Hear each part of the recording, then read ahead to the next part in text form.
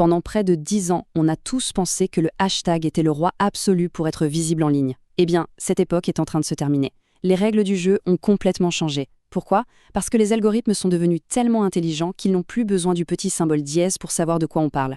Et ça, c'est une excellente nouvelle pour tous ceux qui créent du contenu de qualité.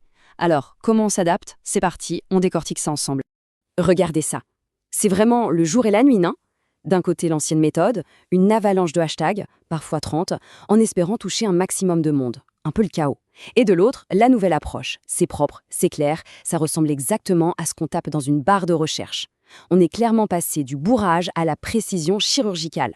Voilà, il faut le dire clairement, c'est la fin d'une ère. La fameuse stratégie des 30 hashtags est maintenant complètement dépassée. Et attention, ce n'est pas juste qu'elle ne fonctionne plus, elle peut même devenir contre-productive.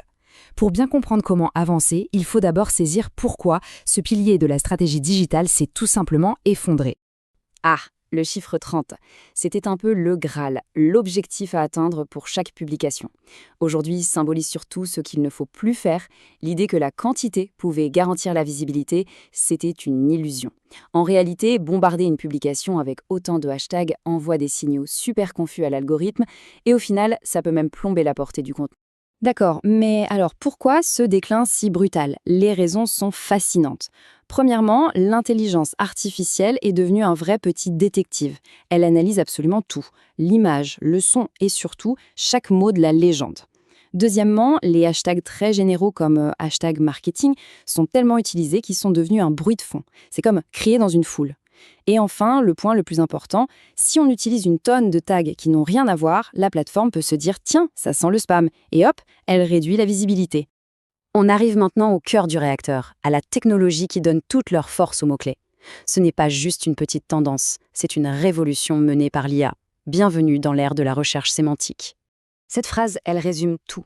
L'algorithme a grandi. Il n'a plus besoin de petites étiquettes pour faire son travail. Il lit, il écoute et surtout il comprend le contexte. Pour les créateurs qui se concentrent sur la qualité de leur message, c'est une vraie libération. Alors, l'indexation sémantique, qu'est-ce que c'est que ce mot un peu barbare? En fait, c'est très simple. C'est la capacité de l'IA à lire un texte et à en saisir le sens profond, les nuances, les liens entre les idées, un peu comme un humain le ferait. Il ne voit plus juste des mots, il comprend l'intention derrière. C'est ça la magie. Ok? La technologie, c'est bien beau. Mais en pratique, qu'est-ce que ça change? Eh bien, c'est là que toute la puissance des mots-clés entre en jeu. Et préparez-vous, parce que ça ouvre des portes qui vont bien au-delà de la plateforme d'origine.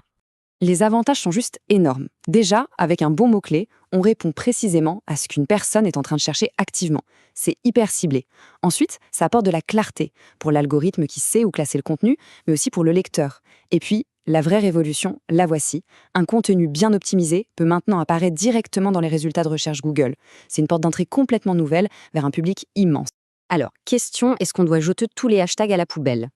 Pas si vite. La solution la plus intelligente pour l'avenir, c'est en fait une approche hybride. Une sorte de recette qui va combiner le meilleur des deux mondes. Alors, elle ressemble à quoi cette nouvelle recette? C'est simple, en 3 étapes. 1.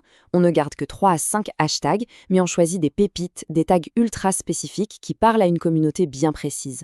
2. Le gros du travail se fait sur la légende. Les mots-clés les plus importants, on les place au tout début du texte. Et 3. La petite astuce qui tue pour la vidéo, on prononce ces mots-clés à voix haute. L'IA les entend et les indexe automatiquement. C'est pas génial ça? C'est vraiment un changement de mentalité qu'il faut opérer. Cette évolution, ce n'est pas une nouvelle contrainte, c'est une opportunité en or. C'est la chance pour le contenu de qualité, bien rédigé, pertinent, d'être enfin récompensé. L'idée, c'est de donner les bons signaux à l'algorithme pour qu'il devienne notre meilleur commercial. On termine avec la question qui résume tout. La stratégie a basculé, les outils ont évolué. Le débat n'est plus sur la quantité, mais sur la pertinence et l'intention. La vraie question qui se pose maintenant, c'est quelle approche va guider le contenu de demain? Plutôt celle de l'étiquette ou celle qui a vraiment du sens? Le match est lancé.